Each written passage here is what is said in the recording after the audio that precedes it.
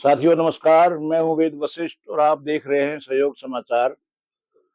आज की वीडियो में चर्चा करेंगे हरियाणा बीजेपी की उस शोले फिल्म की, जिसमें पिछले दिनों अनिल विज को लेकर काफी चर्चा में रही पार्टी। मुंबई की शोले में जय और वीरू और आखिर में ठाकुर ने आकर गब्बर को फिल्म से बाहर कर दिया था।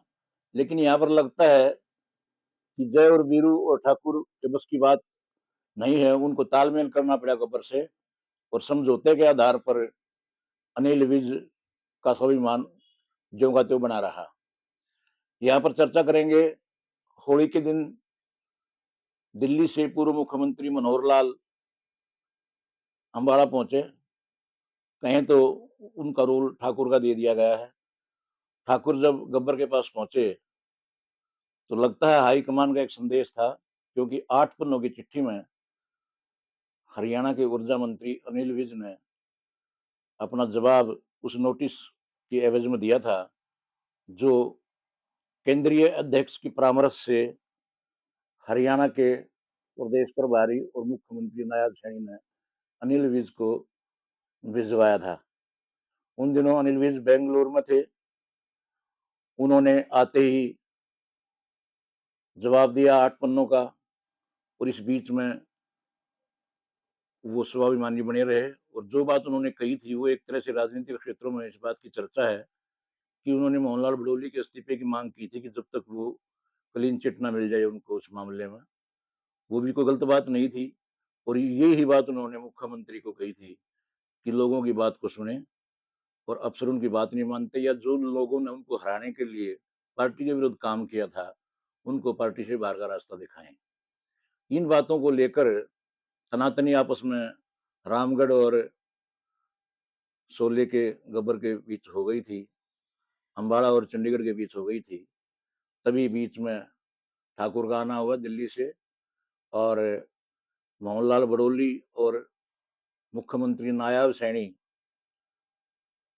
की बात जरूर हुई होगी पूर्व मुख्यमंत्री मनोहर लाल से कि होली पर जाकर फूलों की होली खेली जाए गब्बर के साथ, अनिल विज के साथ, और एक सामंजस्य स्थापित किया जाए जिससे सरकार स्मूथली चल सके और कोई भी सरकार के खिलाफ बोले ना।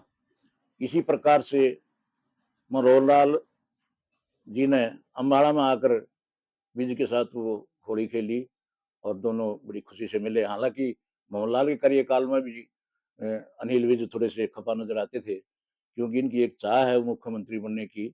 वो कभी मुकदर में होगी तो इनको जरूर मिलेगी। बाकी ये योग्य भी मुख्यमंत्री बनने के ही हैं, और इनके जो काम है उनकी चर्चा आम होती है लोगों में।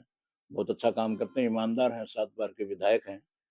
और लगता है ऐसा है कि अब की बार इस शोले में जो राजनीति की शोले है भारतीय जनता पार्टी की, गब्बर जय बीरू और ठाकुर को भारी पड़ते नजर आए और अपने स्वाभिमान को कायम रखा। नहीं तो चर्चाएं चल रही थी कि मंत्रालय ले लिया जाएगा। उन्होंने खुद भी कह दिया था मंत्रालय आप ले सकते हो, गाड़ी मेरे वर्कर दे देंगे मुझे, ऐसी मेरी कोई वो नहीं है। लेकिन उन्होंने जो बात कही थी वो शायद हाईकमान को सही लगी। उनका जवाब बिल्कुल सही था और उनको 100% वहां पर समर्थन मिला। उसी एवज में इस बात को एडजस्ट करने के लिए पूर्व मुख्यमंत्री उर्फ ठाकुर को, शोले के ठाकुर को अम्बाड़ा पहुंचना पड़ा और वहां फूलों की होली खेलनी पड़ी। अब स्थिति क्या होगी आगे देखना होगा, लेकिन मुझे लगता है कि ऊर्जा मंत्री अनिल विज ऊर्जा से भरे हुए हैं और वो लगातार गलत कामों के बारे में बोलते रहेंगे। हालांकि वो पार्टी फोरम पर ही बोलेंगे, और वो बहुत वरिष्ठ नेता हैं, संघ से उनके बड़े अच्छे रिश्ते हैं। लेकिन लगता है कि वो जनहित के लिए आगे भी अपनी आवाज उठाते रहेंगे। इस पूरी फिल्म में मीडिया ने उनकी जीत करार दिया है इसको, और जो आदमी खुले लाइन लगवाना चाहते थे वो साइड हो गए हैं। और ये एक तरह से हरियाणा के ऊर्जा मंत्री अनिल विज और अब गब्बर की जीत हुई है, और एक बार गब्बर फिर दहाड़ेगा। साथियों, मैं वेद वशिष्ठ राजेश मलिक वीडियो जर्नलिस्ट के साथ सहयोग समाचार के लिए इस राणा। नमस्कार।